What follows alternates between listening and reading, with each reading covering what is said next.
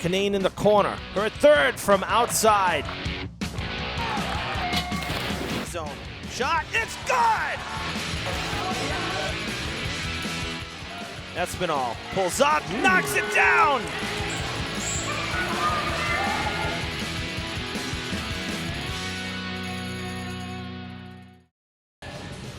Live playoff coverage coming to you next from the Luke Urban Fieldhouse, a doubleheader of playoff basketball. Girls coming up first, boys immediately after.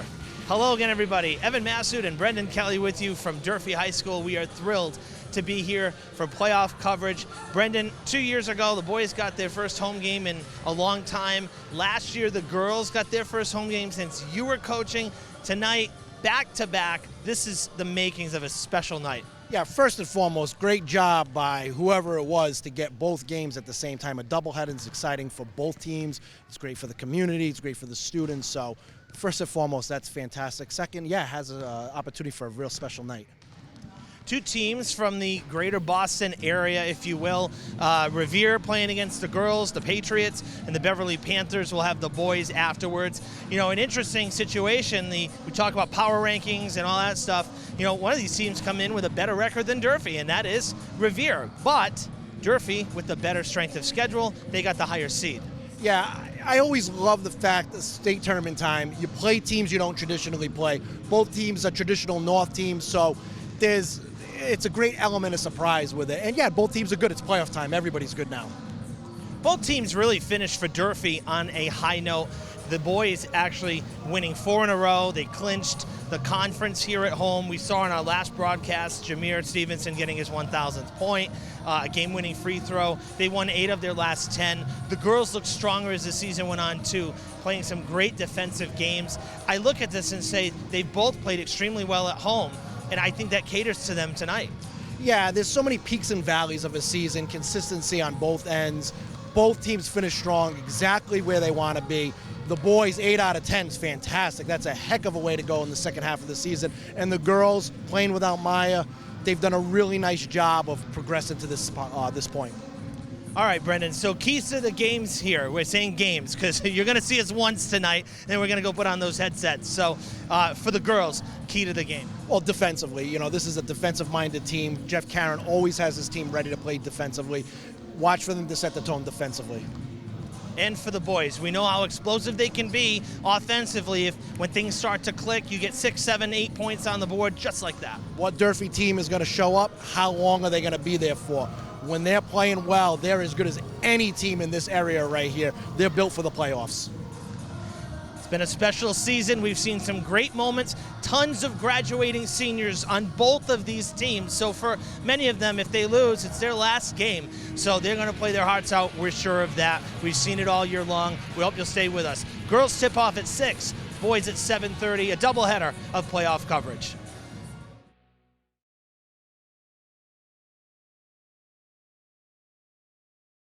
Hi, Fall River. I'm Ryan Lyons, the Chief Elections Official for the City of Fall River.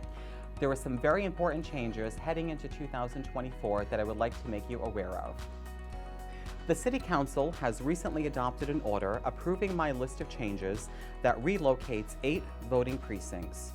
If your precinct is included, you should have received a notice in the mail from my office. These changes take effect immediately.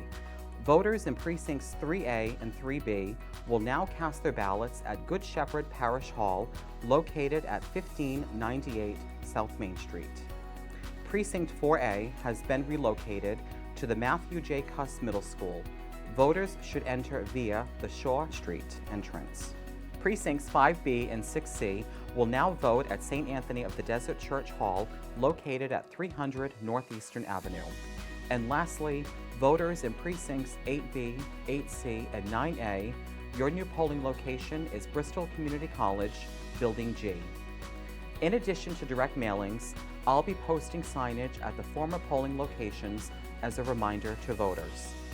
Entrances to the new polling places will be clearly marked. And of course, the good news about our new locations, parking lots are now available for your convenience. Handicap parking will be reserved for voters as well. Please remember that our first election this year is the presidential primary, which will be held on Tuesday, March 5th. As you may be aware, voting by mail is now an option to all registered voters. Voters will receive an application in the mail from the Office of Secretary Galvin.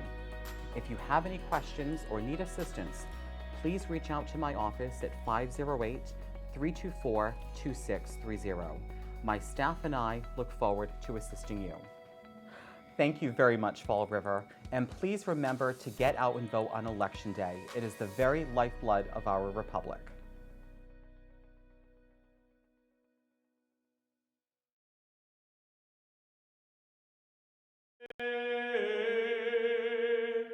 O'er the land of the free and the home of the brave.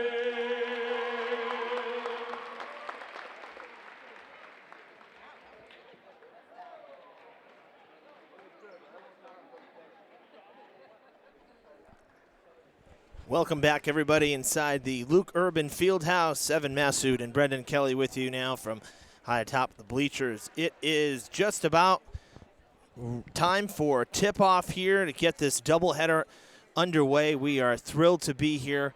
You know, we said in the open, and it's true, you know, it had been a while since we had gotten some home games for the playoffs, Brendan, and we're very lucky that this is the third year in a row we've had playoff home games for basketball, and this year getting both teams here.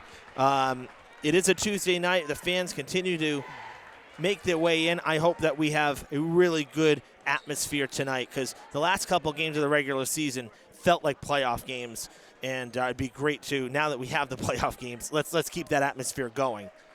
Fantastic having both games at home. Doubleheader. I actually think, you know, when opportunity arises, I think this should happen a few more times than just a special occasion. I think it's just great for the student athletes. But here we are. You know, you and I, we start this in December before Christmas. You know, the ups and downs of roller coasters of long seasons on both ends. And here we are, playoff time. March on Friday, right? It's unbelievable. I know. Madness. It's unbelievable. Well, it's the Revere Patriots. They come in here to Durfee High School, getting the road game. And a traveling violation here called against those Patriots. Seeded number 37. Durfee seeded 28th when it was all said and done. Even though, again, Revere with more wins, Durfee's strength of schedule getting them the higher seed here. And our first foul of the night. Yeah, I think one of the big things is our conference is very strong this year. You know, obviously Bridgewater Raynham, but Dartmouth was fantastic. New Bedford and Brockton always that. So I think, you know, battle-tested Durfee is, you know, and having to play with different lineups and relying on other players to really kind of take a load offensively and do some different things that maybe they weren't going to be asked to do earlier in the year. So, you know, strength of schedule and strength of the games is definitely a big key for Durfee. Bad pass there, picked off and taken back now. The turnover gives it back to the Patriots. Going down low, trying to reel it in and stay with it. And now Durfee, no foul. Travel happened first. It was contact, but the foot came up first. We talked about it in the opener about, you know, keys for Durfee. What does Durfee have to do? And defensively, you know, that's the name of their game. Here we are, two possessions for Revere. Durfee forces 2 turnovers. Exactly, and that's the thing. That's their bread and butter. That's what this team's strength is. And now getting trapped down low, ball thrown away again. Revere in a nice, solid, old-school 2-3 zone right now. They're going to, you know, they've obviously done a little bit of homework on Durfee. They're going to force them to beat them from beyond the arc. I mean, nothing fancy, as old school and as simplistic as it gets, 2-3 zone from Revere. And that's what Coach Karen told us right before the game, that he saw a lot of tape on them, and he was expecting this. 5 on the shot clock. It did not reset. Durfee isn't aware right now. Hargraves has to throw a deep one. Does hit the rim, but yeah, definitely a bit of a mental block right there, forgetting that it wasn't a foul. It just went out of bounds, so no reset. picked up by O'Connell. Will this be our first chance at points tonight? That's a foul, and she'll go to the line. Revere's second foul. While we have a minute, let's run down the starters for the Patriots. Number 2, Shayna Smith. Number 10, Nizrin Sekhet. Number 21, Haley Belois. Number 24, Alicia Jean. Number 33, Belima Velik. The Revere Patriots led by head coach Ariana Rivera. Take Durfee for me. Number 3, Juliana Souza, senior guard. Number 4, senior guard Julia Hargraves. Number 14, senior guard Maggie O'Connell. And then the sophomores, number 25, Madeline Hargraves, and number 23, Avery Lane. This has been pretty much the consistent lineup for Durfee, I'd say, quarter of the year in. Yeah, exactly. Pretty much, since when Meyer went down, things changed a little bit. And we've seen some great minutes from a lot of different players. Yeah. I mean, Maya Hayes is one of the best players in the area, and it's heartbreaking that she lost so much. And she still has a lot of great basketball ahead of her. Let's put it. Oh yeah, 100%. Put that out there right now. Her best days are still ahead of her. And it takes a little bit of time when you have a player of her caliber, and you go into an off season, you go into a preseason, and you work on one thing, and then you have to play the majority of the season on another. Kudos to these kids for really stepping in and battling through some growing pains and some bumps, and they've done a really nice job. Good rebound there for Jean. She kind of boxed out well, got up the ladder. Number 24 there for the Patriots, and Durfee will pick up their first foul of the night. You and I haven't done this consistently now for 3 years, and talk about how time flies. It was last weekend we were in Franklin. It was 2 days ago we were in Bridgewater Raynham. I know, right? It feels that way. It does. Some good playoff games. And I'll tell you this right now, Revere has come in with an energy, and what's a nice crowd. It is. And they don't look like they're going to back down right now. They've definitely can tell that they're prepped. They've done some homework on Durfee. Trapping in the corner each time. I mean, 2 years ago, Brendan, we had the home game. Javon Holly had just gotten his 1,000th point. The boys got the home game before Franklin. And we were still wearing masks here in the Fieldhouse. Like, that's how long ago it was, even though it feels just like yesterday. Yeah, I forget that. I forget that Marshfield game on a Tuesday or a Wednesday. Yeah. Yeah, we were masking, and Franklin Friday, was the Friday we took them off. That's right. Wild. Friday we took them off. And here we are. And here we are, yeah.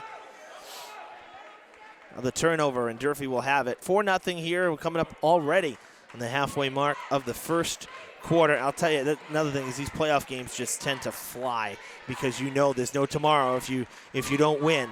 And so you hang on every second, every possession matters, every free throw matters. Hargraves knocks down a 3, nothing but net, and it's 7-0. Timeout. Revere with a little bit of a different look, 1-2-2, switch it up just slightly. It's all similar, and Hargraves made him pay. That's a big 3 there, to throw up a brick, if you will, a miss, and have it be 4-0. They come back, make it 4-2. That's very different from 7-0. Even in the early goings here, you have to scoreboard watch a little bit, play out the scenarios. Durfee, when they can build a lead, get some confidence early offensively, the girls in particular, because we know they're a defensive team. When they can put up some numbers, get double digits in a quarter, that's a win for them. So to come out here 7-0 after almost 4 minutes, good start. Yeah, absolutely. And one of the best offenses against the zone is literally to make shots. Exactly, It's as simple as that goes. I mean, you can play the odd numbers and you can run offenses and try to get cute. Making shots is the best offense against a zone. And Julia, it's wild. A lot of these players right here, we talked in the open. A lot of seniors played a lot of basketball on both the guys and the girls side. And, a lot of these kids were coming to camp when Jameson and I were doing it. They were in 3rd, 4th, 5th grade. I mean, sure. And we're counting down the weeks now of their high school career. It's just kind of a crazy thing to think of, how fast it goes by. Yeah, and think about, too, the freshman year for these seniors. 10 games. Another turnover forced by Durfee. That's what I'm saying. The freshman year for these seniors was fall 2020, when we're coming back to school after losing 3 months of the year, and nobody knows what's going on, and we're in cohorts and remote and hybrid, and oh my gosh, it was crazy. So, you know, for these ladies, any of the seniors, both sides, both teams, boys, girls, whatever, you know, for them to have 2 years and finish their careers upperclassmen having, quote, normal years, I mean, talk about a total difference. Durfee battling on the boards. Yeah, here. really. Just, what a tough possession and a great defense from Revere, Yeah, honestly. I'm very impressed with Revere's out of bounds. aggressiveness to start. Another turnover. And this is where Durfee, they can grind you out here. You know, if the shots are falling or not falling, they're going to play tough defense, and they're just going to make it really hard for you to score. And Revere's not getting a lot of good looks. No. Revere, again, staying with the zone now. It's a 1-2-2, a little bit higher up. That last possession, a little frustrating, and now a turnover for Durfee. But, I mean, really, like, when you consider Revere crashed the boards and did not allow solid rebounds for Durfee, and those layups, those second looks they got were completely off balance. I mean, there was really not a good set after O'Connell put up that 3 attempt from the corner.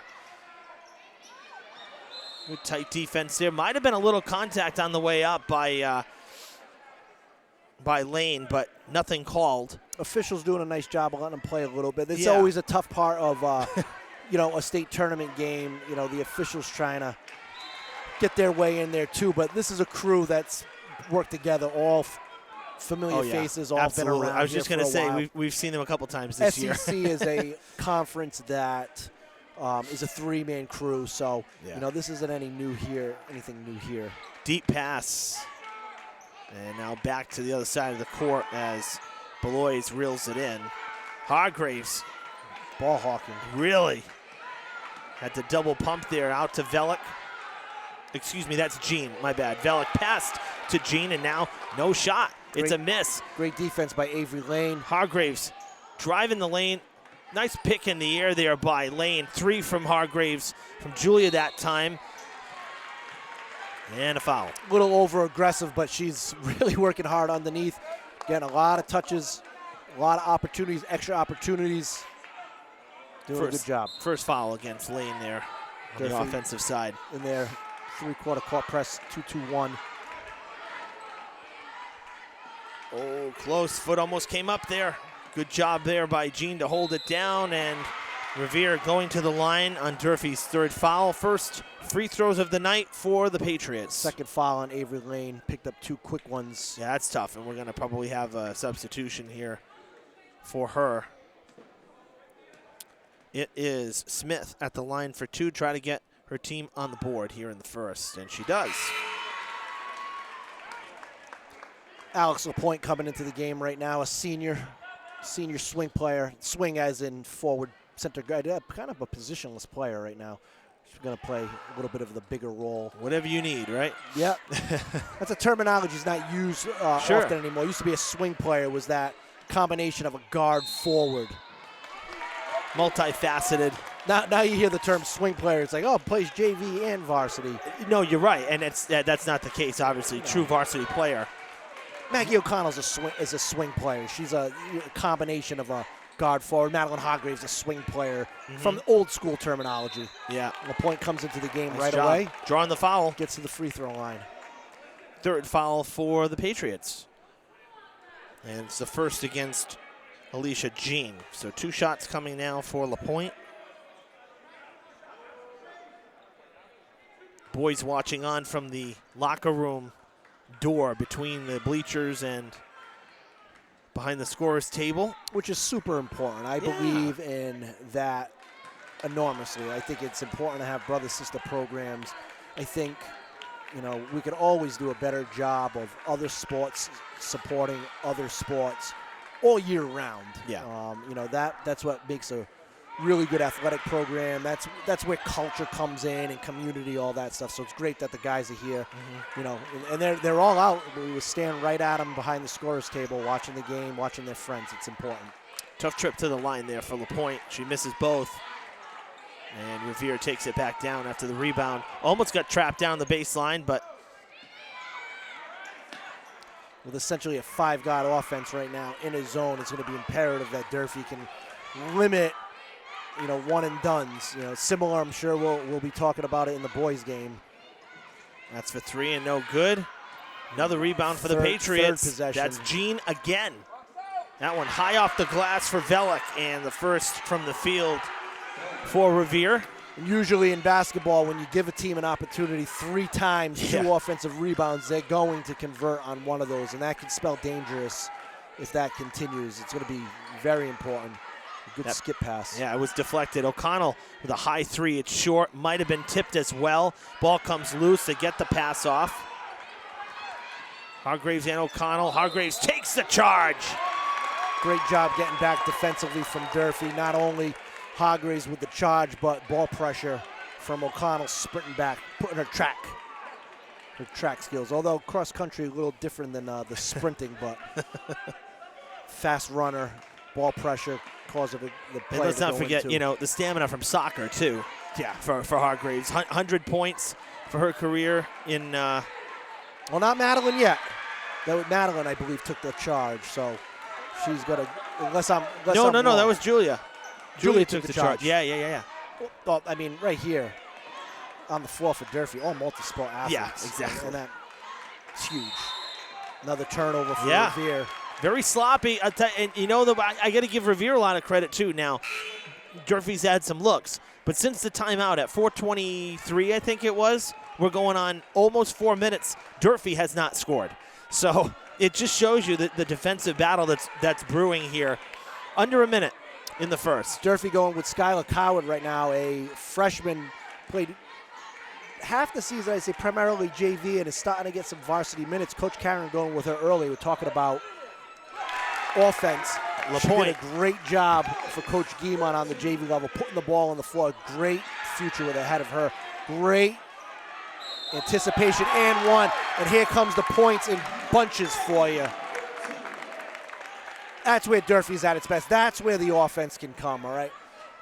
You sit in a half court, things can go up and down here. But Durfee, if they can start taking their defense, take those turnovers, turn them into buckets, good things are going to happen just like that. So in 20 seconds, 4 points for Durfee, a chance for 5 straight. O'Connell 3 for 3 in this first quarter at the line. She's got 7 of Durfee's points. And here's Durfee now switching up their presses, not giving the same look many times. Blocker charge. You get the block. Very rarely do you get the 2 charges in a row. Yeah. Probably the correct call. I think the slide in from Skylar Coward was a little late, but defensively, Durfee is just making it really, really tough for Revere. 35 seconds. Shot clock is off. Kicking it out to the point. Quickly covered up there, O'Connell. Coach Karen saying, get your hands up. Wave the hands. Great pressure. The speed by this defense, forcing the travel again. That's at least the 4th time. Incredible closeout. That's just how Coach Karen teaches it. 2 hands up, all right. She was open, and then she wasn't. Exactly. She was totally open for a 3, and all of a sudden, not happening.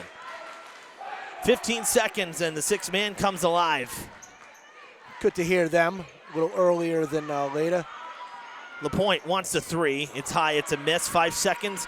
Jean pressured by Maddie Hargraves, and I don't think they're going to get a shot off. They do, but it's not going to have a travel called anyway. It wouldn't have counted. What a great end of the first quarter. Durfee holding their opponent here to just 3 and only 1 field goal in the first 8 minutes. Yep, this is what Durfee's game plan is. They're going to make it really tough for you to score all night. They're going to give you different looks. They're going to make you adjust to those looks. And they'll grind it out offensively. It'll come in bunches, just as we saw at the end of the first quarter with a couple of layups and a floater. Great job by Durfee. Listen, in a state tournament game or in any game in particular, you hold a team to 3 points in a quarter, good things tend to happen. Seriously. No, you're 100% correct. I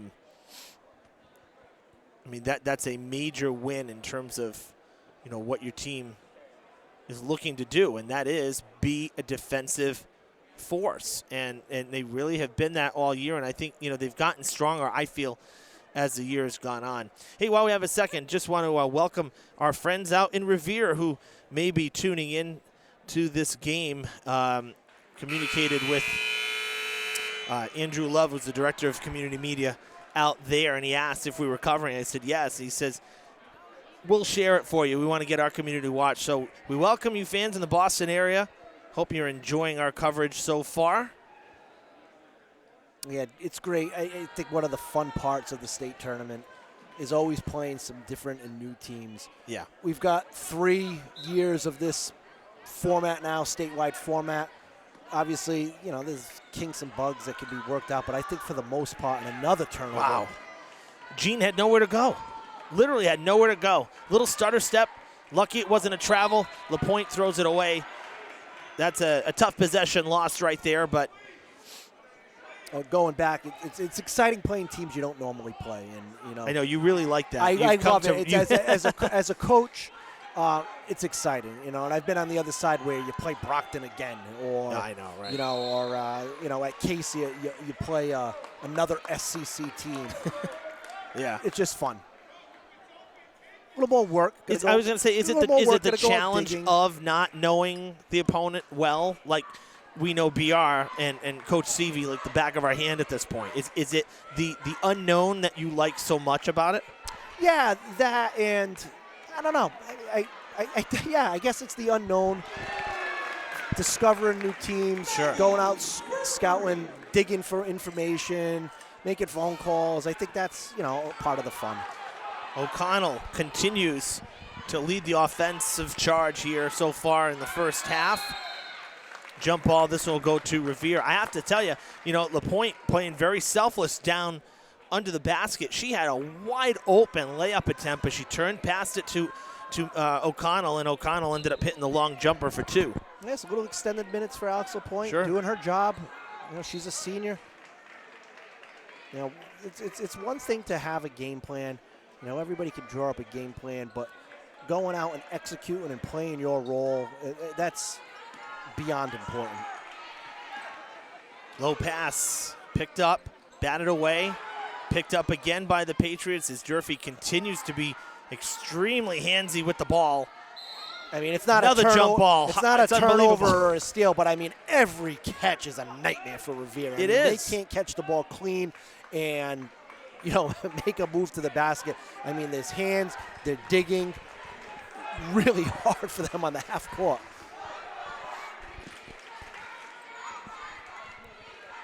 All the way across. Trapped. LaPointe picks it up. Going to take the shot, and it's good. Great minutes from Alex LaPointe coming off the bench. Couple baskets. She's been in and around a lot of different plays. Great minutes from her. Hargraves along the sideline. Bit of a collision there. They get it to Jean. Picked off by O'Connell.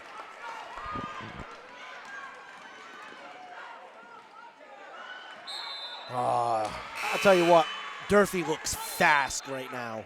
I mean, we know they're a fast team. Yeah. We've covered a handful of games. This is game number 21.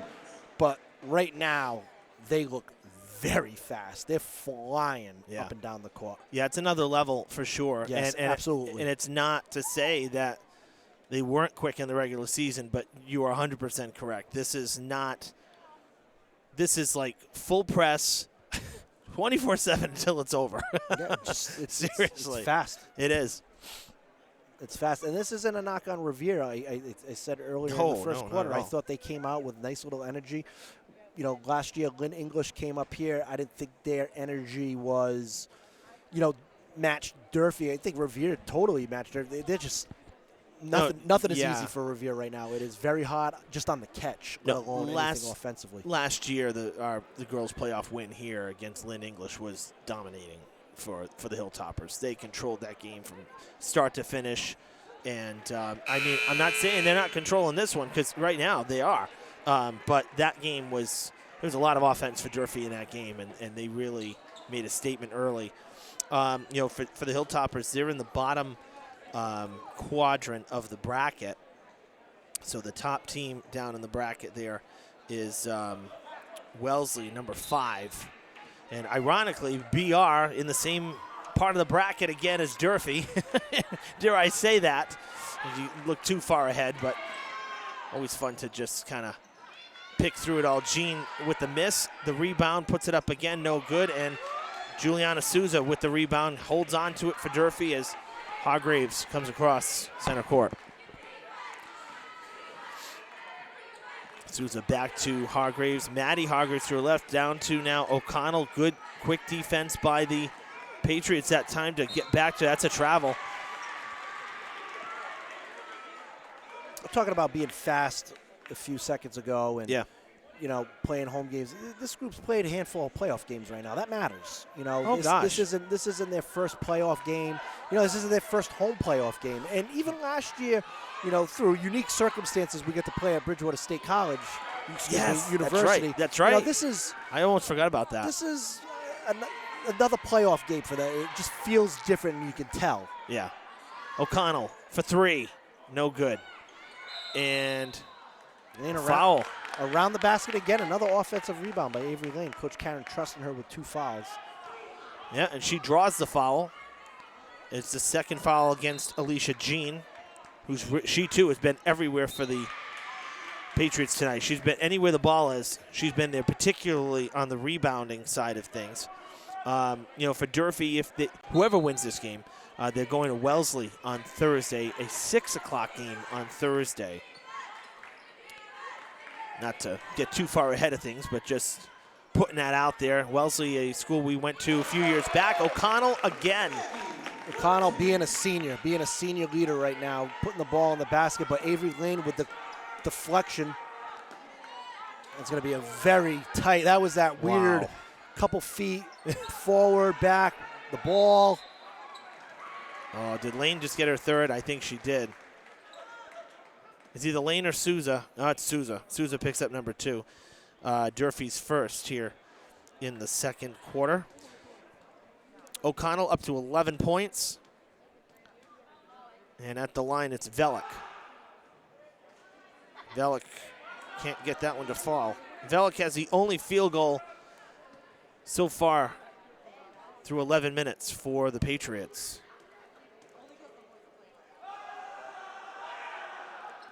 And she misses them both. But Jean there, jump ball, dual possession called. Stays. It stays Revere, but once again the defense getting their hands on the ball for Durfee. Forces the inbound pass. Gonna go deep with it. Corner there to Belois, working around trying to get by O'Connell, who is zoned in on her. Durfee forcing them. They're trying to start their offense at the volleyball line. Seriously, Velick batted away. Lane twice gets her hands on the ball. That does not go down. That'll be 3 on That's either Souza or Lane on that one. I'm not sure who they called it on. Juliana Souza. And 2 more free throws for the Patriots here. Velick back to the line. Skylar Cloud coming in again. Coach Karen really trusting the freshman. Fantastic minutes from her in the first quarter. And you got to love that, too, because, number one, it's putting her in a pressure game early, right? Minutes are everything. But when you consider some of the other players we've seen this year, clearly Coach Karen likes what he has seen from her at the JV level to give her minutes here. 0 for 4 for Velick at the line. That's tough, too. When you just desperately need anything to get your offense going, that you end up empty at the line in 2 straight trips. That's definitely a bit deflating. For 3, no good. not afraid Jarred loose. It should be Durfee ball. Not afraid to shoot the ball. Nope. What's also great about that, too, it's a lot different coming into a game where maybe you're up 30 and, you're playing whatever. This is a state tournament game. Expectations, production, and to not be nervous, and she's done a great job knowing exactly where to go, and she's pulling it when she's open. They're going to fall. Great entry pass. Great entry pass. Lane misses the layup, but that's okay. And, Coward was the reason that ball went out of bounds off of the Patriots as well. And now look at this. Hargraves, with her valiant effort, it went out off of Revere. Durfee's going to keep. We are halfway through the second quarter. 4 minutes gone, 4 minutes to go before the break. Does this beat the Evan Massoud moving quick meter? Coward! There it is right there. She is not afraid to shoot the ball wide open. Bright. Wow. The future's now. Hargraves is fast. Kept it in. Unbelievable. Durfee running right now. Big possession for Durfee. This could be real loud with a score. And yes, you're asking me about time frame. A win is a win, but yes, pace of play is important, and we got a good pace going on here. This has been a great first half so far, especially for Durfee more than anything, but competitive basketball on both sides. Are you a quick golfer? No. No. Please, I'm lucky if I golf once a year. I was going to say, with your pace of play objective, I'd wonder if you are a 245, 315. They call it ready golf. Ready golf, yes. 3 ball, no good. And Hargraves and Coward in there to take it away from Belois. My grandfather is the golfer in the family. And my uncle golfs as well pretty frequently, but I try to get out. We try to get out once a year, but I don't really. I do it for fun. I'm not very good. There's a reason I wear the headset, okay? Let's leave it at that. You know, thought maybe I'd take over for Jim Nance at the PGA Tour, but you know, nobody called me, so, you know. our tapes aren't getting that far. Oh, man. Jim Nance has to be one of my favorite guys, honestly. And is he still doing the college basketball, or did he retire from that? Because if not, we're in Jim Nance season right now. March Madness, Masters coming up. This is traditional Jim Nance I know season. he stopped PGA Tour. Yep. I don't know if he stopped hoops or not. I honestly, I'm not sure. I mean, we know he's still doing the NFL. Great pass by LaPointe. And what a block from behind there. Durfee will keep possession. Great ball movement. Still a decent clock. Great touch. Wow. What a possession. It's a 20-point lead. And dare I say, scoreless right now in the quarter, and a tough bump foul right there. That'll be Durfee's third. Little over hustle, just kind of getting in the way, accidental right now, but that's against Maddie Hargraves.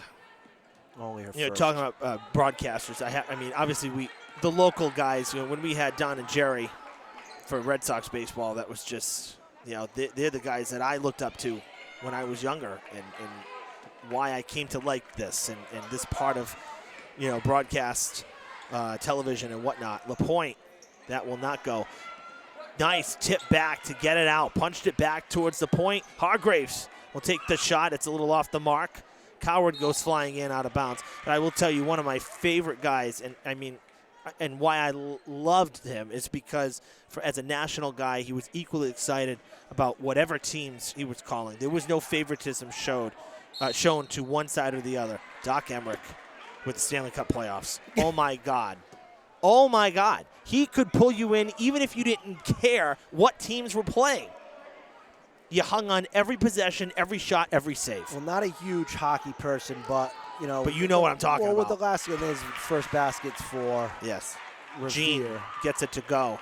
Not being a huge hockey person, but the Bruins being, you know, really good the last 10, 15 years. You know, I dabble in playoff hockey come spring, and you're right. I miss Doc Emmerich. I know he retired. I miss him, let me tell you. Important right now for Durfee, you know, 18, but, you know, playoff basketball is playoff basketball. You don't want Revere going into the half with a couple buckets, couple easy buckets, feeling good about themselves. You really want to keep their frustration level high. Yeah, you don't want this to get to like 23-10, 23-12. You got to keep the pressure on. And look at just on the inbound pass, 3 Hilltoppers trying to get at that ball. Well, Durfee with 4 fouls right now.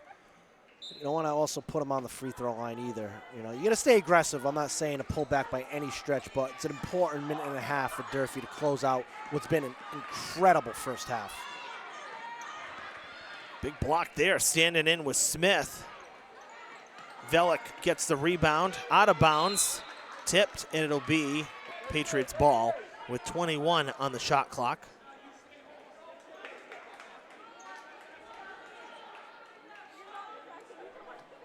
As Smith gets ready to inbound the ball.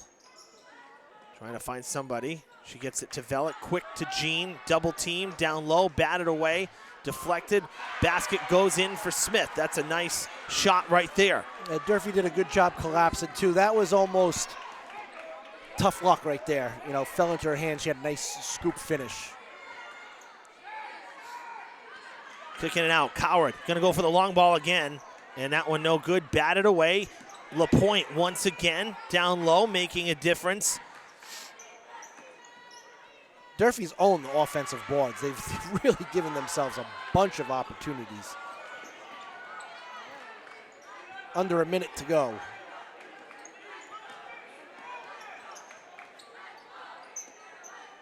Durfee's still keeping them far out. Right into the hands of O'Connell. Down the court there to Hargraves. They have time, but she's going to take the shot. She draws the foul. Get to the free throw line for 2.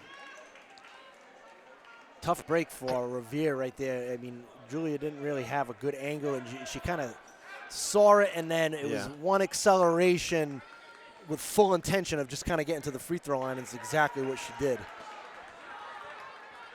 I know, she puts so much into every shot, and when she goes down sliding like that, I always get nervous like she got injured, but it's almost like her signature finish, you know, if you will. But truly, yeah, I mean, every shot, I mean, the stretch, the reach, very, very athletic, and has had a great career here at Durfee. 1 for 2 at the line, 24-7. Revere will try to get down the court rather quickly. Velick pulls up, back out to Jean, 20 seconds in the quarter, in the half. Back to Velick, back to Jean down low, double team, they kick it out, and once again, O'Connell there. Unbelievable closeout again. I mean, that one might have been better than the one from a couple possessions ago. Yeah, 5 seconds. Tipped away. Put up, no good. What a defensive, what a first half. Forget defensive. What a first half, period. Great job by doing. That looked like a team that has been in this situation before. Yeah. There was not one inkling of them being, oh, this is a playoff game. This is something different than what we normally do. This was, we've been here before. We're going to do what our coach tells us to do. And they made it very, very hard for Revere just to catch the ball, let alone run anything of an offense. I said last year after the playoff win against Lynn English that might have been the most designed performance. We know Coach Karen is a schemer, right? He's a planner. He's got a game plan. And I said last year after that game that might have been the most pointed game plan against the team. Everything worked. Well, you just held a D1 opponent to 7 points through a half in a playoff game. That's just ridiculous. Yep, and they could get nothing comfortable on the offensive end. Nothing. Well, folks, good one brewing here. Durfee's put up 12 in each of the first 2 quarters. They held Revere scoreless for almost the entire second quarter, and they are up 24-7. The boys getting some warm-up reps here while the girls have hit the locker rooms. Just under 9 minutes here. We're going to take the break. We'll see you for the third quarter. More live playoff coverage. Stay tuned.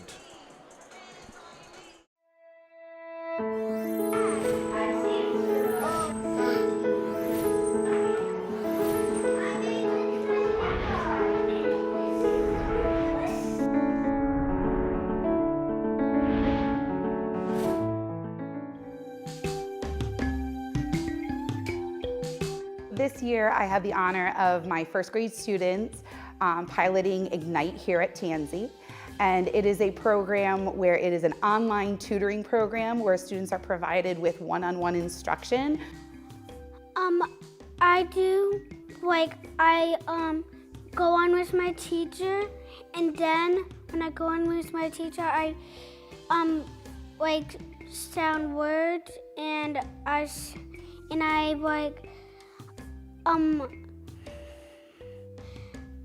look at when we look at the words, we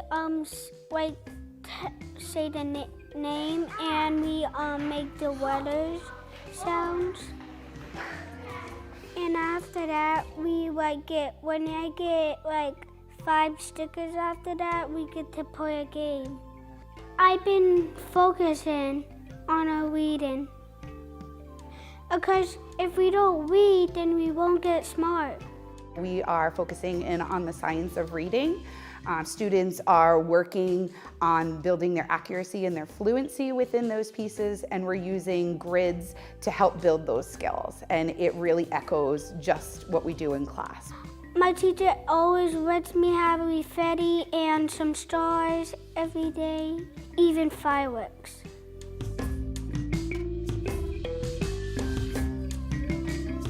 Well, we do learn about reading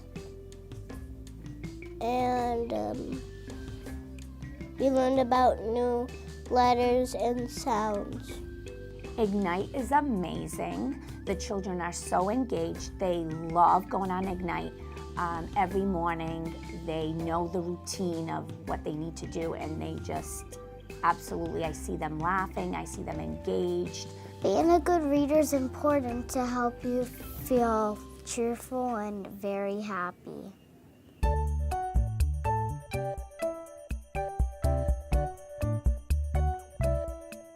This morning, I went on Ignite and I got my headphones. I put my mic out and then I turned on the computer and logged in. They do a baseline test at the beginning when they first meet them to see where they're at, and they meet them right there. So if they still don't know their alphabet, they're going to work with that. If they're working on blending, they'll work with that. If they're already somewhat fluent readers, they'll push that. So they meet them where they are and they push them forward to get them on level. It has done a lot for me. She always teaches me new words and new stories.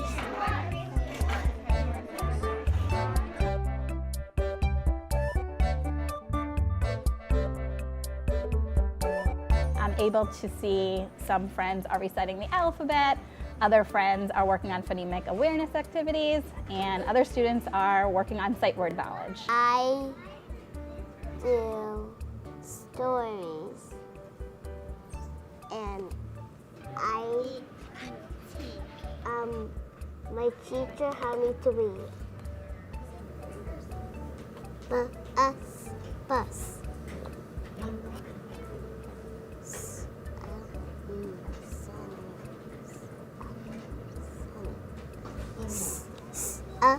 Sun.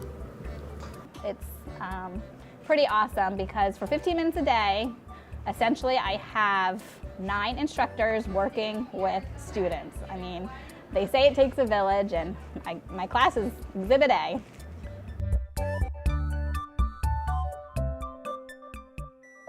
It's fun, and I learn a lot of sight words and games and learning and drawing and just my teacher is nice. Amanda's not here.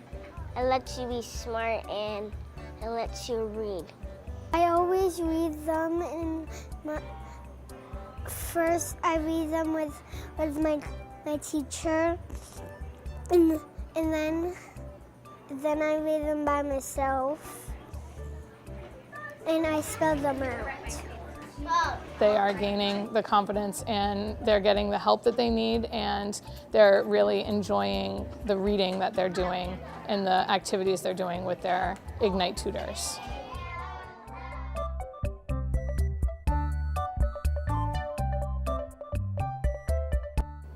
I like it how we read passage of stories because it helps me more by reading. And it's fun because I like it because it helps my brain.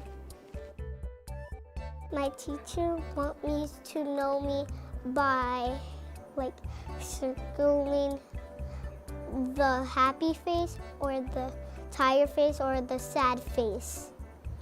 And then I tell her how I'm feeling. A lot of times if I am introducing a sound, I'll have at least a couple kind of call out and say, oh, I was just doing this on Ignite, or my Ignite tutor just taught me this. And so there's absolutely that alignment between what they're doing in their session with what we're doing in class. And so I think that highlights to the kids, just how important what they're learning is, and also kind of shows them how many people are invested in their success. For these first graders moving up to second grade, I think they're going to be in a great place when they get to their next level. And for kindergartners coming up to first graders, I'm so excited for them to also get to enjoy this opportunity.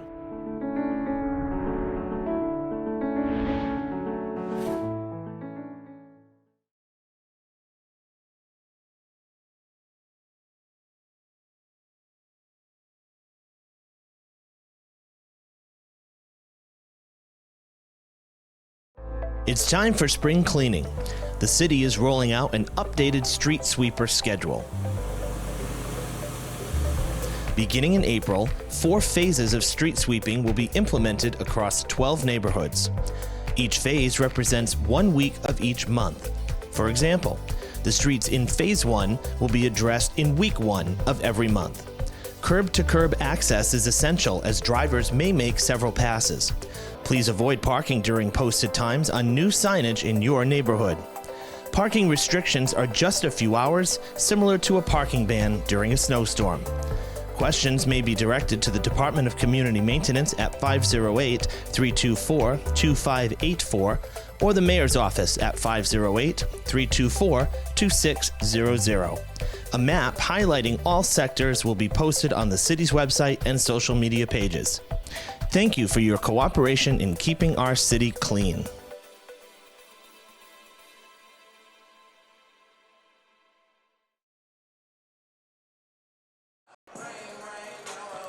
Welcome back, everybody. Evan Massoud, Brendan Kelly with you from the Luke Urban Fieldhouse. Game 1 of 2 tonight as the girls hosting here first. The 6 o'clock game. Boys scheduled for 7:30 or as close to that as we can get, depending on when this one ends. Girls already in the huddle for Durfee. Patriots taking some final shots. They're going to run it out here as long as they can. Whatever's going to work to get their offense going, Brendan. I mean, and you know what? It's one of those nights where it may not get going. If Durfee's defense, if they can't solve what the Hilltoppers just did for 2 quarters, this one's going to be in the bag early. Yeah, so far, listen, so far so good for our nice night. Getting back here, getting back into the groove of school. So far so good. First half, I give it a thumbs up. Yeah, and Durfee very much controlled all aspects of play for the first half. Wasn't a lack of effort from Revere, but. Durfee very much so the aggressor on both ends. They shot fine, but they dominated the offensive rebounds. Oh my gosh! So they gave themselves just extra opportunities each time.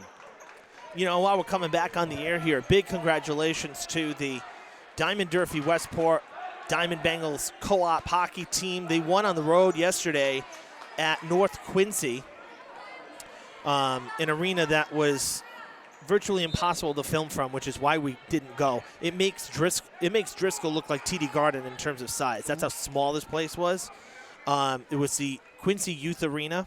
I'm not kidding when I tell you, like maybe 3 rows of bleachers on one side of the ice. That's it. How do you have a playoff game there?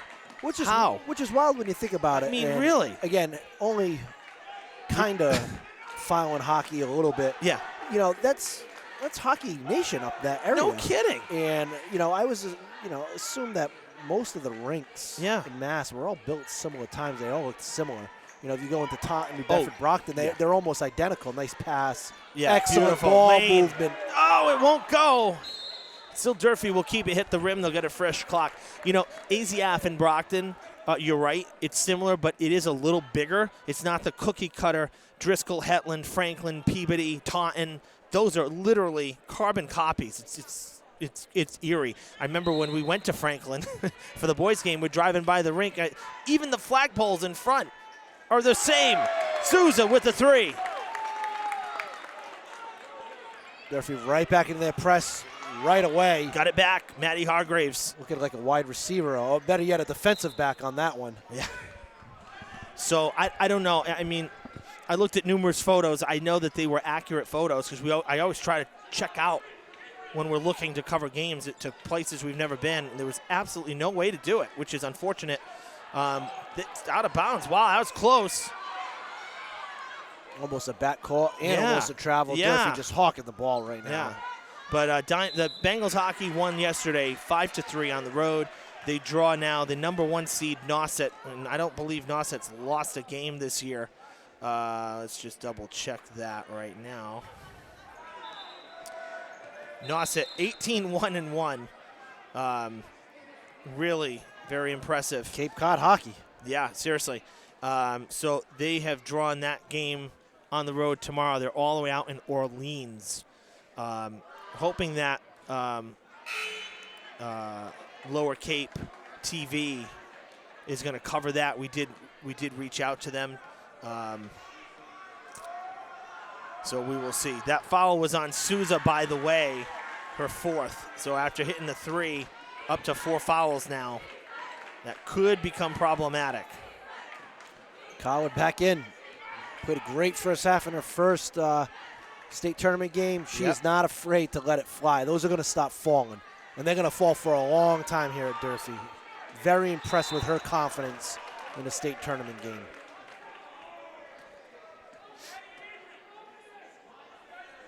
Durfee again with an extra possession. O'Connell will inbound. They go to Maddie Hargraves, rather. Didn't take the shot. She had an open 3 if she wanted it. There was nobody near her in the corner. Coward. That one just short off the front of the rim. And Smith takes it back. Oh, Hargraves almost got it. Well, there's Julia to back up her sister. Fast. Easy off the glass and a timeout. Fast. Fast. Durfee just coming out of nowhere. It's amazing. It's amazing. 29-8. Winner of this one, we were talking about it in the second quarter. Winner goes to Wellesley. Thursday at 6 o'clock. We've been to Wellesley. Went for the boys in 2018, I think it was. 2017, 2018. 18, correct. Yeah. Yep. And then on the other side, the other matchup is going to be Bridgewater hosting Belmont. That's tonight, I believe. No, because they got buys for prelims, so they're playing at 6:30 on Thursday at BR. Belmont BR is Thursday. Yeah, because see, look, so we're in the prelims here, and they get the bye because they're both top 32, so they're both in. Either I'm misreading something or the bracket. Well, these are fresh. These brackets I printed this afternoon, so these are pretty updated. Maybe it changed. It might have changed, but it looks like seeding-wise, 12 and 21. The lowest seed to get or I should say the highest seed to get a prelim was King Philip at 27. We're second highest seed at 28 to have to play the prelims. Yeah, not as many teams, I don't think, made the tournament as a year ago. No, and that's the thing. So folks, if you're wondering, right, you say, oh, top 32. It should be Durfee ball here. Top 32. Hang on, we lost the scoreboard. There we go. Top 32 does not necessarily mean you get a bye. You have to see how many now got in 33 and up at large, 500 or better record. So in this instance, there were 5 teams, 33rd, 4th, 5th, 6th, and 7th that got in. So now you have to subtract 5 from the top 32. So 32, 1, there were 6 teams, excuse me. I'm not even adding, simple arithmetic. 32, 1, 30, 29, 28, 27. They have to play the 6 at-large teams to get back to 32. So that's how that works. Because even if just the at-large teams played each other, you'd still then have a surplus of teams. You wouldn't be at that divisible 32 number. So it can be, sure, a little bit confusing at times when you're looking at it. Say, well, why doesn't Durfee get the bye? That's why. The foul was on Smith. And it is Hargraves at the line, missing this first shot. She'll go for her second here. She's 1 for 3 now after that miss. So, and it's kind of the same thing with the boys. Boys at 24th, but there's so many at-large teams down the other end of the bracket that they're hosting a prelim game as the 24th seed. You know, that's... I have to go back and look at it. This might be, since the start of the, statewide tournament, this might be the highest Durfee's had. I know... Yeah. A couple years ago with Marshfield, and I know last year we were under 32. I believe we were either 33 or 34. This might be the, the highest. And you and I have talked extensively, on the year. There were concerns with the potential lack of competitiveness with pockets of their schedule. And it's the still truth. Came into a nice little draw. Oh. Out to Coward, who wants another one. It's short. Punched away. O'Connell gets there. Great job by Lane. Extra effort again, extra possession. Shortens the game. Durfee boys last year. 3 is good. Great job by Coward. Zero hesitation. It's amazing. Coward with the 3 again, 34-8. Durfee was 33rd last year at 12-8. This is the boys. Durfee boys, yes. You were asking. And the girls last year were at 26, so they were 15-5 last year. So they were a couple spots higher than this year. And if we go back to 21-22, that foul there was on Lane, her third, to put Jean at the line. Alex Lapointe coming back into the game. Durfee's second team foul. Durfee in 21-22 was, that was Javon Holly's senior year, 28th for boys. And then for girls, had to have been under 32 because they were a 10-10 team. yes, they were 38th at large, 500 record. Yeah, so both teams very good again this year, and Durfee, though, at 24, the highest they've been since the power rankings and the statewide tournament. Yeah, 100%. Oh, great ball fake. Great ball fake by Madeline Hargraves. And kudos to Revere right now. It is taking them everything they got to break the press and to get into something that resembles a half-court offense. That's a miss. They're working hard. Yeah, and that's a miss from Maura Riyadh. Hargraves looking for space. Going to get it to Lapointe. Lapointe across to Julia Hargraves. Julia does such a great job of settling things down. You know, you can hear Coach Karen saying, settle down, get a little bit more into a half-court set. It's so important to have a point guard that can do that. Well, now you're going to start, I would say you get to a point in this game where the score starts getting out of reach.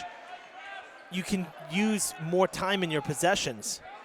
Keep the ball longer. You got 35 seconds on the shot clock. You can shorten this game big time right now and still maintain a lead. Durfee is up by 27 points with 3:30 to play in the third already. Yeah, one of the hard things to do, though, is, so I am in a total agreement with what you're saying, but sometimes you say to let's use a little more clock, and now we're thinking great pick and roll. Mm-hmm. Now you start thinking a little bit more than just playing naturally.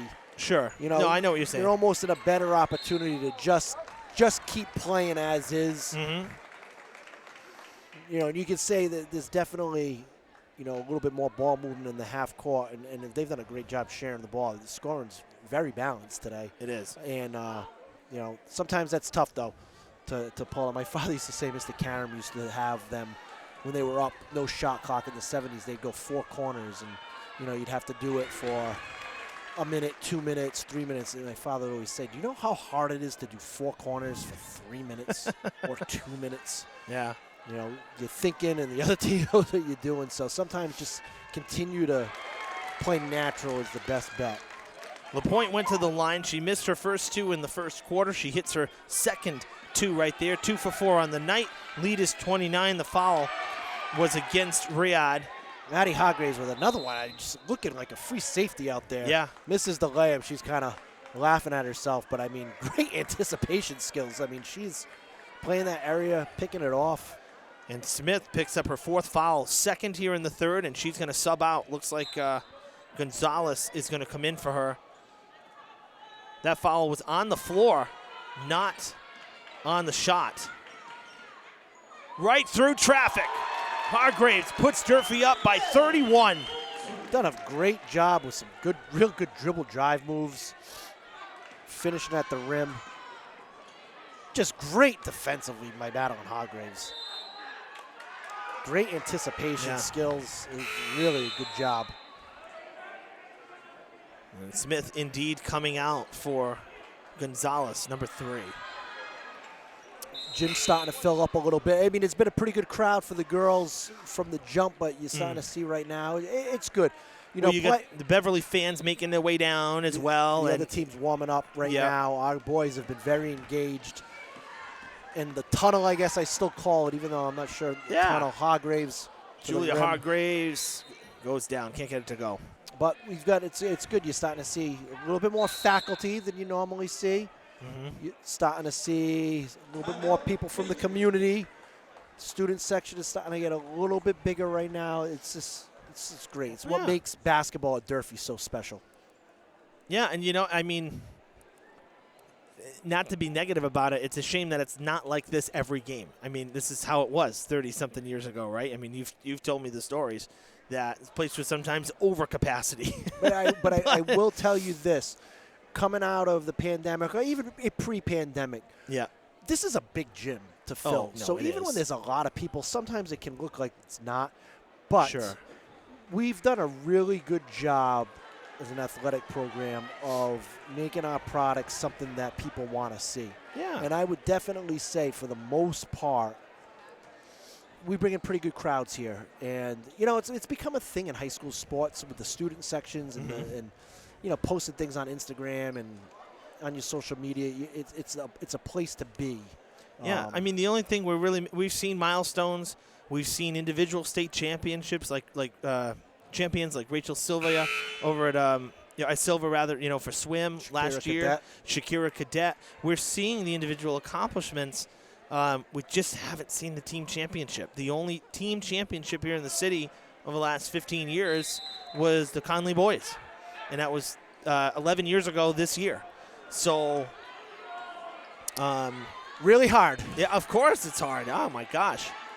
But it's it'd be nice to see a deep playoff run, though. Get down into like the Elite Eight or the Final Four, and win not just one playoff game and then you're done. That's, I guess, what I'm getting at. We haven't really seen a run like that. The Conley boys had a good chance to repeat. They made it to the state semis as the defending champs. They won their sectional again. They won their bracket the next year, and that was a great run. We went to the Garden for the second time in a row. But they lost that one, so it would be great to see that kind of a run once again. We almost saw it with baseball. I shouldn't take away from baseball. A few years back. Well, Dave Umscheider's teams had a couple of I know we were at Milford one year in the South Sectional semis. We played Wellesley in Quincy. That game was I feel like. David was on that team, our cameraman, former student, David Montero. I feel like there was 2 in a row and maybe 3 in 4 years. Alex LaPointe with the cleanup.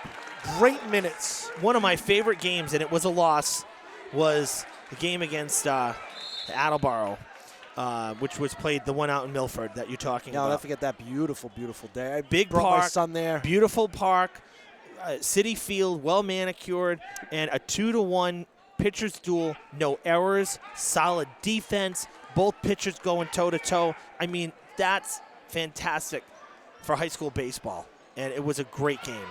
Great game. It's a shame Durfee lost it. It was the South semis, but, man, they had nothing to hang their hats about because it was a great game. Yeah, I remember taking my son. He was just a baby then. Sure. I remember it being a beautiful day. It was one of the last days of school. We were late. winding down. Yeah, it was I late also in the year. remember being a little bit of conflict that we had to travel for a neutral site game, and new teams in the state tournament, one of the things I love. I also love neutral sites. I think that's exciting too, and that usually means there's a little bit of a run there. And as we're talking about the pass, it looks like Revere just got teched on the bench right now. One of their assistant coaches. Yeah, he's really hot right now. Right now, you see a little bit of frustration going in right now. Durfee been the controller right now, and he may have been asked to leave as well. And he is, as he's going into the stands right now. I've never seen that. Clearly said something that should not have been said. Or maybe they told him to take a walk and then take a seat, but he's coming back. And you see sometimes frustration levels. And, when you put a lot of hard work into a season, and, hey, listen, on both ends of these, if you're not getting emotional at this point in the season where you're really ever invested right now, and, Revere working hard, but Durfee's just been 100% the aggressor right now. And so free throws thanks to the bench tech against the Patriots. O'Connell to the line, misses the first one. That's her first miss tonight.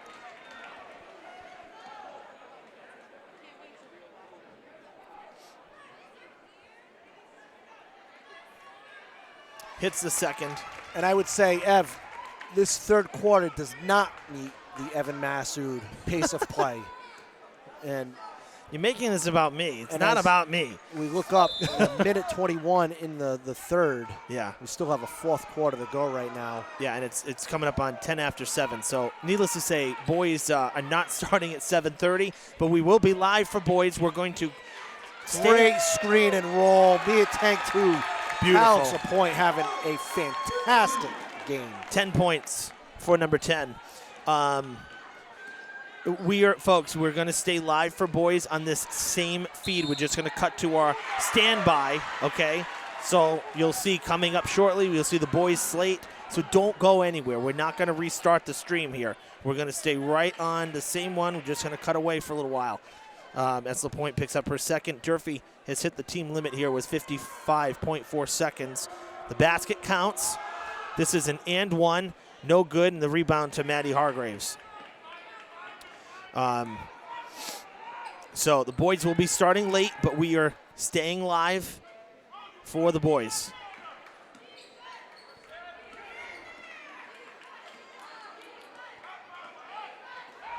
Great move, Julia Hargraves, cutting right through the middle. Couldn't get it to go, but absolutely great lane. Just parted her way right through there. About 0.2 of a second, the difference between the game clock and the shot clock. Now the shot clock off. Durfee holding for one. You can hear Coach Karen saying holding for one. Yep. Revere's up their ball pressure a little bit. Not really sure why. They foul. Well, they had one to give, I guess. I don't know. Maybe in the inbound pass, you hope you get a tipped pass, perhaps, and a steal. That foul was against Gonzalez from the bench. She came in to relieve Smith, who has 4 fouls. Hargraves, that will not go. 5 seconds. No foul. And a technical foul on, unless I saw that wrong, and it does, yes, another technical foul. Yeah, a little bit over-aggressive. I thought some of the ball pressure was a little much in this stuff. Frustration level is definitely reached Revere right now, but another technical foul. A little extra on the loose ball. So Hargraves at the line now. She missed her last 2. A little bit streaky tonight, the free throws for Durfee. That one's good. That field goal from Riyadh, who went for the and one, the first field goal of the third quarter for Revere. Well, we're looking at it right now. I mean, 5 points in third quarter. I mean, Durfee's held them. I mean, they only have 12 points. I mean, it's unbelievable. Math, but no, quarter right now. 35-point lead. 35-point lead for the Hilltoppers is just amazing. They're going to have to inbound here as well because of the tech. They get possession, inbound, and just hold it 2.1. I doubt they're going to take a shot. Well, they're gonna wheel it. They're gonna pull O'Connell to the corner. They're gonna wheel it. They're gonna throw right to the rim. Now the officials. Mia Tang and Madeline Hager keep switching spots, and they're laughing, making sure that they get their formation correct. Now it looks like it's going underneath the basket. Oh, no, wait a minute. Now they're pointing for 2. Oh, 5 fouls, Evan. Yeah, so the tech, and now the 5th foul puts Hargraves back at the line for 2 more because the team maxed out on the tech. I said to you, wow, we haven't seen that yet this year. Well, I've said to you multiple times this year that I was going to give you my final verdict on whether or not I like the 5 fouls late in the year. And here we are. But we're not done yet, though. So, you know, I'll hold keep them in suspense, Brendan. I'll Come hold on my now. thoughts.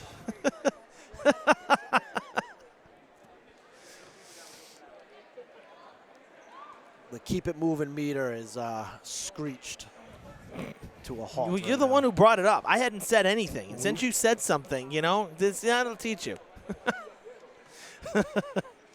We're still going back and forth here. The officials back to the table again. So again, the question in what they're questioning, folks, is there was the technical foul Patriots had 4 fouls. The Tech personal foul put them at 5. So there's 2 shots for the Tech, but now they're questioning whether there should be 2 shots because the team's at the limit now, just for the personal foul. And that's what we have, or what is, I believe, about to happen. We're still not sure. Hargrave's going to go talk to Coach Karen. 2 shots. Yeah. It's a double hit at the line because of the Tech.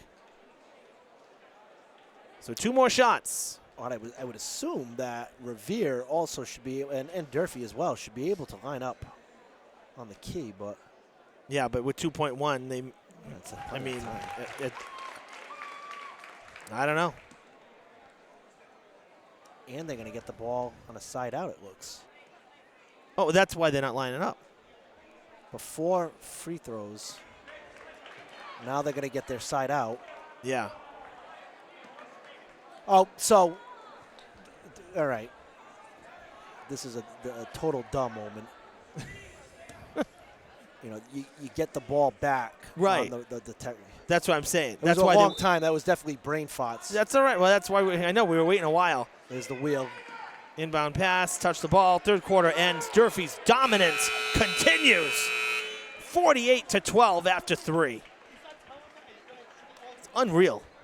I don't remember really seeing in a D1 versus D1 a game like this that is a playoff game, a meaningful game. We've seen some blowouts against lower teams. They did this to Fairhaven, for example, lower divisional teams. It's a bit of an overmatch, but I can't recall a time seeing something like this.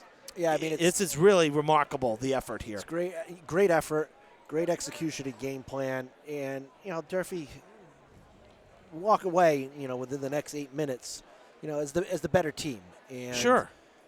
You know, having, you know, these girls and this core group right here having played, you know, more than a handful of state tournament games. This is probably game 4, game 5 for them in the last handful of years.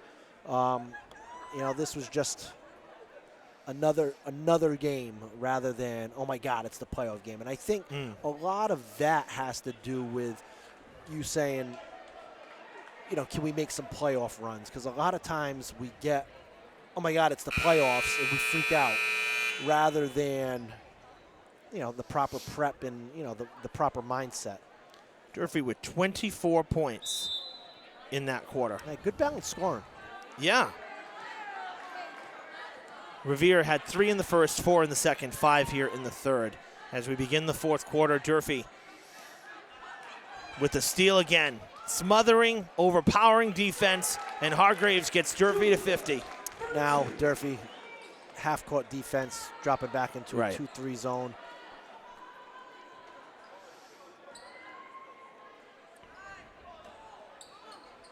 You know, this is very important to play D without fouling, keep things moving. 3 ball from Smith, who's back in with 4 fouls. That is the first long ball of the night for the Patriots. Look at it. I almost was call it the wrong name. You warned me about the Revere roster at the beginning. Some numbers. Great slip by Alex LaPointe. Just having an awesome game. Great pass, Maggie O'Connell. Great execution. 12 points for LaPointe. This is a game she'll remember. Some of the numbers, just a unique roster that we have. I looked at the wrong number. Yeah, the Revere we can talk about it. It's not a down, but the Revere roster has the players numbered 1, 2, 3, 4, 5, 6, 7, 8. like in order, like listing, and then there's another column that has the jersey numbers. It's like it can be very confusing when you have a player number and a jersey number that's, you know, in the same area, yes. you know, that are both being used. So kind of different. It threw me off. I actually filled out my book the wrong way. I wasted a page. You know, LaPointe. Oh, that one rolls off. As impressive as the screener rolls, O'Connell is slipping that pass right in there. You know, you got to make the pass as well. Out to Belois. Now to Gonzalez. Velik had some good minutes in this game, number 33, and we have not seen her really in the second half for the Patriots, which is kind of surprising. I mean, obviously not a lot of points in general, but she was around the ball a lot. So I'm a little surprised to see that. Taya Rogers in the game for Durfee right now. Coach Karen going to his bench. You know, it's always great. You can get some players in. You know, you work hard throughout the year. There's a lot of hard work in practice, and you know, it's great to reward players with some good playing time. Mia Tiang, in the game, playing some real good positive minutes. You know, and there's two sides to it here. As Hargraves puts up a 3, that one does not hit the rim, goes out of bounds. There's two sides of it now. You have this big lead. You have to now, with 5:21, you're thinking now about Thursday in Wellesley. You don't want to chance some freak injury with the lead the way it is. The lead is over 30. You know, and you also want to rest some of your starters for Thursday too, because you got another game to play now, and you're going to go on the road. And is a good chance in Wellesley that the starters may need to stay in a little longer than tonight. So now O'Connell heading out as Harmony Caraballo, another call-up from JV to the expanded playoff roster here, coming out, get some minutes as well. What a night for Maggie O'Connell. Really, 11 points. No points in the second half, but that first half, she was the playmaker. She carried the offense. Yeah. She set the tone early. But I'm going to tell you what, though. Maggie O'Connell does so much on the basketball floor. I mean, those entry passes off the screen and rolls are just textbook. I mean, they make and the tutorial defense videos too. Oh about my gosh, those entry passes. Yeah. And, you know, her bread and butter is always going to be defense and her speed. So, great first half putting the ball in the basket. But, I mean, she's done so much to contribute to the game, as has Julia Hargraves. As you can see, she's still in here right now because she controls the pace of play from the point guard position, gets into the lane for 2. Hargraves, let's see, 4, 6, 8, 10, 13 points after that one. And that, I'm going to tell you what, very quiet 13 points, as I've just been more impressed with her. Yeah. You know, defensively, her hands are around everything, and just the way she can controls a game. And I wouldn't have thought. I thought she'd be around like a 3 or 4 point game, and you look up, she's 13. Yeah. I mean, that's just. She, you know, she started the scoring with the 3, and you know, Durfee never trailed in this game. And the crowd's still starting to pile in. There's some of the student body here right now. Looks like we've got a USA red, white, and blue theme. We've got some fun hats. Yeah, I like it. Cameron Latender in the game right now, a senior, comes in for Alex Lapointe. Alex all smiles on the bench, as she should, double figures. 12 points for Alex. Yep. And Julia has come out as well now. So who came? Let's see, who came in for Julia? Jada Johnson-Scott in the game. We'll run down. Oh, there's Jada. Yeah. Run There down we go. for Durfee. Jada Johnson-Scott, Taya Rogers, Mia Tiang, Cameron Latender, and Harmony Carabello in for the Hilltoppers right now. Coach Karen, good job. Almost everybody in right now. A couple of tournament call-ups right now. It's always tough trying to get everybody in. Coach Stevens congratulating Alex Lapointe right now. It's job well done for Durfee. Her and Coward. Yeah, and you know, Skylar Coward, great, valuable minutes. You talk about crowd, people crossing the bottom of your screen, bunch of student cheering section, looks like for Beverly, for the Panthers now, for the boys game, coming in, visiting student section. Ev, you looked at the jackets. I almost said to you, hey, Diamond in the house cheering for Durfee. How cool is that? Uh-huh. And then no, you forget it is identical colors. It is, and yeah. almost identical. I don't know. I wonder if Bobby Bailey's got the merchandise for Diamond Athletics. I wonder if they're using the same vendor as Beverly. Those are identical jackets. I with know. That. But I was literally just about to say that. Isn't that awesome? Diamond coming to support us. But it's funny. I know, because unfortunately both Diamond boys and girls not in the tournament this year, which is kind of rare that we've seen them in the tournament almost every year since I've been around. So tough seasons for both. Not able to get over 500. And, of course, you know, any conference, winning of a conference doesn't just get you in anymore. No, so you and I talked about it as a potential on a few scales where you potentially could have saw a conference champion potentially not make the tournament. We didn't get there, and we probably didn't get as close as we were talking that one day, but nonetheless, that's something that, it's not an automatic anymore. No, and that's what, because, Diamond had such, remember the girls in particular, they had like one game in 2 weeks, something ridiculous like that. And so they were sitting, we had almost played almost half a season here, and they're sitting at like 6 games come like Martin Luther King Day, so back in January. So the talk was that, if they finish strong in their conference, good chance that, they had to go into D1 for the tournament if they got there. There was an outside chance that we could have even seen them in this game. I'm not kidding. If they had finished strong enough and gotten there, it was not out of the realm of possibility. I'm usually pretty good with this stuff and just kind of historian geek with this stuff, but I wonder if there has ever been a Durfee Diamond regulation game. And I would go and venture to say no. For basketball? For basketball. I don't think so. I know Durfee. Definitely not in modern time, 80s, 90s. Not since I've been around. Not that I can remember. It's Ava Amaral into the game now for Durfee. She gets hit with a foul. I know that Durfee played Conley a few times. For basketball? Yeah. Well, that was very much a traditional rival. That's what I'm saying. The school's open. I'll tell you what, probably very few years they didn't with that. But, with Diamond, just not sure. And obviously Diamond used to be Durfee Tech, and we're going way, way back. But wouldn't that be real cool hypothetical with them being in Division I and the potential? Unique hypothetical. Velik back into the game, back at the line, has not hit a free throw tonight. Now she hits one. So that should have been the basket and one. 18. There we go. Okay, scoreboard was lagging behind us there a little bit. But that's okay. The basket did count, and then the free throw counted. 54-18, 2.5 to play in the game. As the Hilltoppers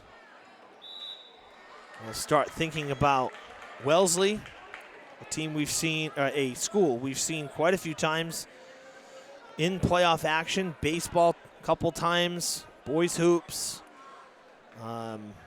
Wellesley's got a common opponent, Bridgewater Raynham. Yeah. Played, I'd say, about a quarter into the year. So it's always good to see a common opponent. Jeff Caron, the master of game planning and detailed, and he'll be ready. I think he'll just be happy to not have to see Bridgewater Raynham. I don't know. I'm just saying.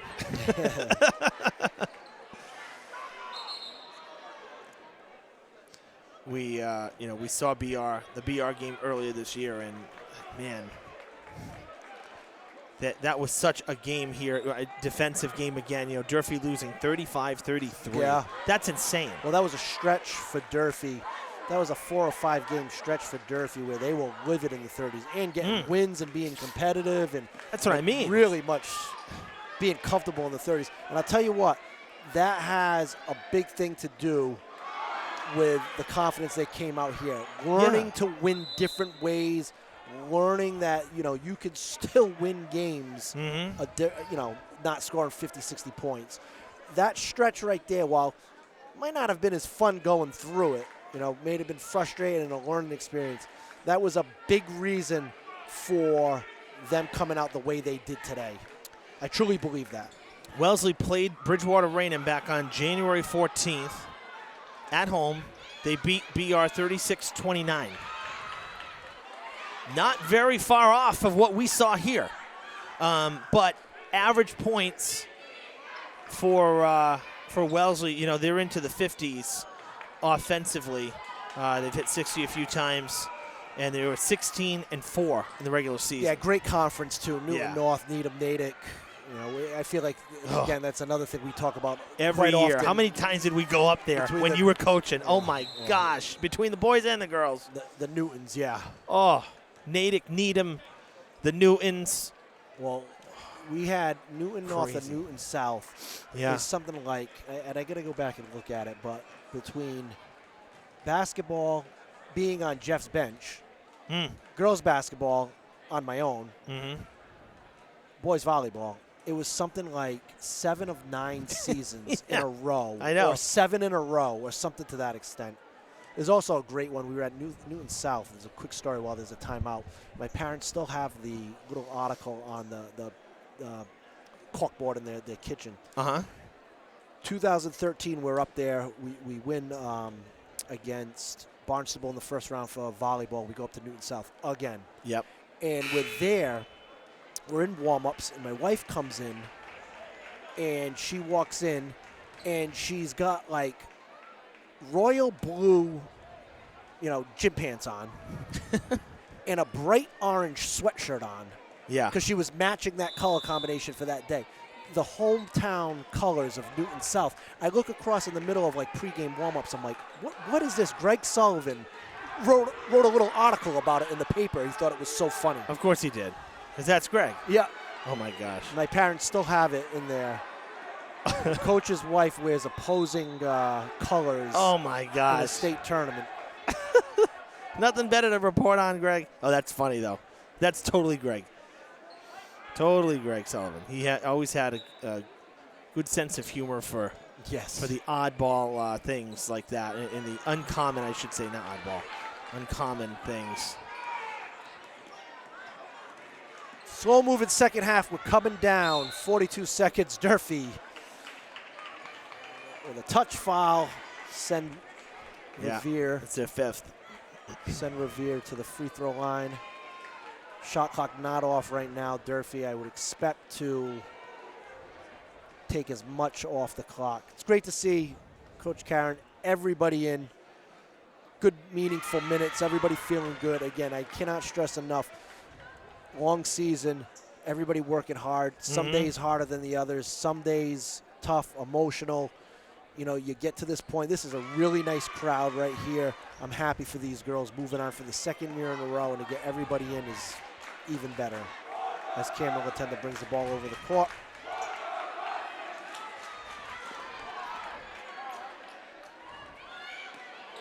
Jada Martino with the steal, move the ball up. Jada Scott played hard. He's had a really, really nice year coming off the knee injuries, giving Durfee some really good minutes. Everybody contributing at the end. A basket there from Jean. Latenda will dribble it out. Hilltoppers onto Wesley with a dominating playoff win at home here. A statement win. Wellesley, nice gym, one of those new schools, good basketball. Going to be very exciting. 54-24, a 30-point victory for your Durfee Hilltoppers here. Start to finish, Durfee, the aggressor on both ends, balanced scoring, a lot to be proud of. That was a well-oiled machine right there. Great job by coaches and players. Great atmosphere. Is Beverly on the floor already? And yeah. I mean, we knew it was going to be very quick, the transition here. Little energy in the gym. I love it. Yeah, as the ladies will shake hands here. So the Patriot season comes to a close. The Hilltoppers season will continue Thursday at Wellesley at, what did we say, 6 o'clock? Yeah, a little earlier. 6 o'clock game out in Wellesley. Wait and see what happens with the boys here. And we hope that you will all stay with us. Boys action coming up shortly. We're going to kick it off here to our standby slate. So don't go anywhere. But Brendan, your final thoughts here as we wrap this one up. A lot to be proud of. Like I said, it's one thing to have a game plan. It's another thing to execute it fantastically. Super impressed with these young ladies. A lot of them have played a lot of varsity basketball, so this is expected of this group. But fantastic job, and I think there's a lot of excitement moving forward. Again, 2nd year in a row, winning in the tournament's hard. This group did that, so great job by the Lady Hilltoppers. Durfee victorious here in the prelims over the Patriots, 54-24, the final score. Boys coming up shortly. Stay with us, folks. More live coverage from the Fieldhouse tonight.